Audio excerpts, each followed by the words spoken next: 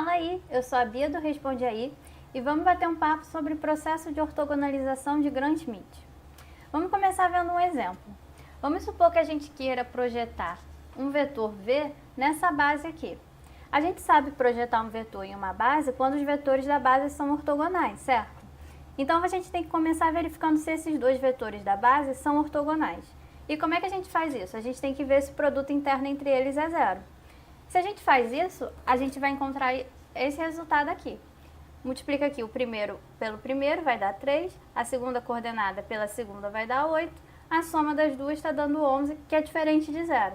Ou seja, essa base não é uma base ortogonal. E aí a gente não vai saber projetar esse vetor nessa base. Para isso que existe o processo de ortogonalização de Gram-Schmidt. Vamos ver como é que a gente vai fazer essa ortogonalização de bases. Então, o que a gente quer fazer é passar de uma base qualquer, uma base não ortogonal, para uma nova base que seja ortogonal. E para isso, a gente vai ter que manter o espaço gerado pelos vetores dessa base antiga. Então, o espaço gerado por esses vetores tem que ser igual ao espaço gerado por esses. Como é que a gente faz isso? A gente vai fazer o seguinte: o primeiro vetor da nova base vai ser igual ao primeiro vetor da base antiga. Então, W1 igual a V1. O segundo vetor da nova base vai ser igual ao segundo vetor da base antiga, mais um alfa, que é um escalar, vezes o primeiro vetor da nova base. E, por último, o terceiro vetor da nova base vai ser o terceiro vetor da base antiga, mais um beta vezes o segundo vetor da nova base, mais um gama vezes o primeiro vetor da nova base. E aí a gente já vai ver quem são esse alfa, beta e gama, eles não são escalares quaisquer. Mas antes, vamos verificar uma coisa. Eu falei que o espaço gerado por esse conjunto de vetores tinha que ser igual ao espaço gerado por esses. E aí, olha só, quando a gente faz esse processo aqui, o que a gente fez? O primeiro vetor da base nova é o primeiro da base antiga. O segundo é o segundo vetor da base antiga, mais um alfa vezes esse carinha aqui. E quem é esse carinha? Ele é, na verdade, o primeiro vetor da base antiga. Então, aqui no segundo vetor da nova base, eu estou fazendo combinação linear de vetores da base antiga. A mesma coisa quando eu vou para o terceiro vetor da nova base. Eu tenho aqui o terceiro da base antiga, o beta, que é um escalar, e o gama, que também é um escalar. Mas a gente acabou de ver que o segundo vetor é uma combinação linear de vetores da base antiga. Mesma coisa para o primeiro. Então, na verdade, quando eu mudo dessa base para essa, eu só fiz combinação linear. Quando eu faço combinação linear, eu não altero o espaço gerado. Então, a nossa primeira condição foi satisfeita. A gente conseguiu manter o espaço gerado pelos vetores. A segunda condição, que é o mais importante, a gente quer que essa base aqui seja ortogonal. E é isso que a gente vai usar para descobrir quem são esse alfa, beta e gama. Então, vamos ver isso aí. Olha só. Aqui eu trouxe a definição do nosso segundo vetor da base nova. Como eu falei antes, ele é o segundo da base antiga, mais um alfa vezes o primeiro da base nova. E aí eu quero que a nova base seja ortogonal. Então eu vou forçar a ortogonalidade entre esses dois vetores, W2 e W1. E para fazer isso, lembra que o produto interno entre eles tem que ser zero. Então vamos fazer isso daqui. O produto interno é igual a zero, eu vou substituir W2 por V2 mais alfa vezes W1. Jogar bem aqui no cantinho. O que a gente vai ter? W2 substituindo vai ser V2 mais um alfa W1, produto interno com W1, isso aqui tem que ser igual a zero, porque eu quero que os dois sejam ortogonais. Aqui eu vou usar a propriedade linear do produto interno. Então, fazer esse produto interno aqui é a mesma coisa que fazer o produto interno entre V2 e W1, mais um alfa, produto interno, W1 com W1. Isso aqui tem que ser igual a zero. E aqui eu consigo isolar o alfa. Eu acho que alfa é igual a menos V2, produto interno entre V2 e W1, dividido pelo produto interno W1 com W1. Então, consegui achar aqui o valor de alfa. Agora, a gente vai fazer a mesma coisa para o terceiro vetor da nova base. Olha só. A gente definiu antes que o terceiro vetor tinha que ser igual a isso daqui. E aí, como eu quero que a base seja ortogonal, o produto interno entre o terceiro e o primeiro tem que dar zero, e entre o terceiro e o segundo vai também ter que dar zero. Então, vou começar aqui fazendo produto interno entre o terceiro vetor e o primeiro.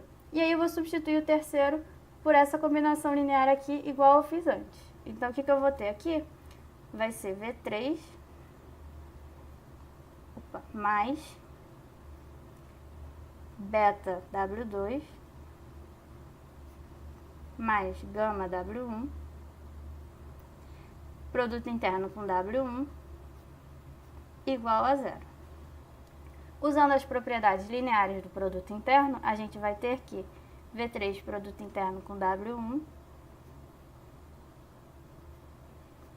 aqui jogando beta para fora, vai ficar beta produto interno W2 com W1, jogando gama para fora, gama produto interno W1 com W1 igual a zero.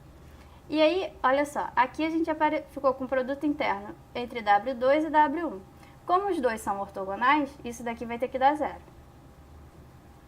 Então, a gente vai ficar com produto interno entre V3 W1 mais o gama vezes produto interno entre W1 igual a zero. E aí a gente consegue achar o valor de gama. Isolando gama, a gente vai ter gama é menos produto interno de V3 com W1 dividido pelo produto interno de W1 com W1. E agora, se a gente faz a mesma coisa aqui nesse produto interno de baixo, a gente vai ter W3 com W2. O que vai mudar na demonstração vai ser trocar o W1 aqui pelo W2. E aí, para adiantar, eu já fiz isso aqui, nosso resultado. A gente consegue achar o valor de beta. O beta vai ser menos produto interno de V3 com W2, dividido pelo produto interno de W2 com W2.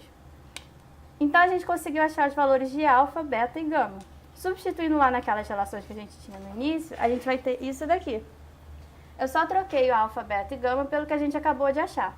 Mas aí é muita coisa. Como é que você vai decorar isso? Se você tiver uma base com mais vetores, você vai ter que fazer todo esse processo de novo? Não, é só você perceber que tem um padrão aqui. Olha só, o primeiro vetor da nova base é o primeiro da base antiga. O segundo é o segundo da base antiga, menos o produto interno dele com o primeiro da base antiga, dividido pelo produto interno do primeiro da base antiga com ele mesmo, vezes o primeiro vetor da base antiga. E aqui a gente vai fazer a mesma coisa até chegar no primeiro vetor. Ou seja, o padrão que a gente tem é esse daqui.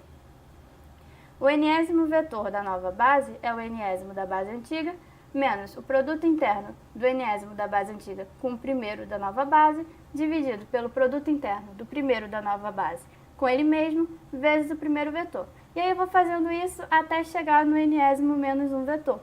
E aí eu consigo achar todos os novos vetores da base ortogonal. Agora, então, vamos voltar para aquele nosso exemplo.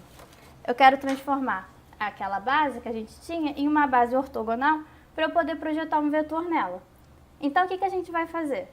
O primeiro vetor da nova base vai ser igual ao primeiro vetor da base antiga. O segundo vetor vai ser o segundo vetor da base antiga, mais um alfa vezes o primeiro vetor da nova base. E aí a gente vai ter que lembrar quem é o alfa. E aí a gente lembra do padrão lá. Olha só. Quem vai ser o alfa? O alfa vai ser igual ao... O n vai ser 2, então vai ser o segundo vetor da base antiga, que é o vetor 1, 2. Isso dentro do produto interno, entre o segundo vetor da base antiga, com o primeiro vetor da base antiga, que é o 3, 4, dividido pelo produto interno entre o primeiro vetor da base antiga com ele mesmo. E aí, vezes o primeiro vetor da base antiga, que é o 3, 4.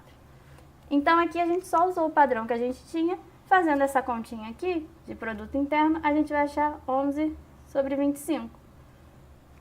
Esse é o valor de alfa. E aí, eu jogo o valor de alfa aqui.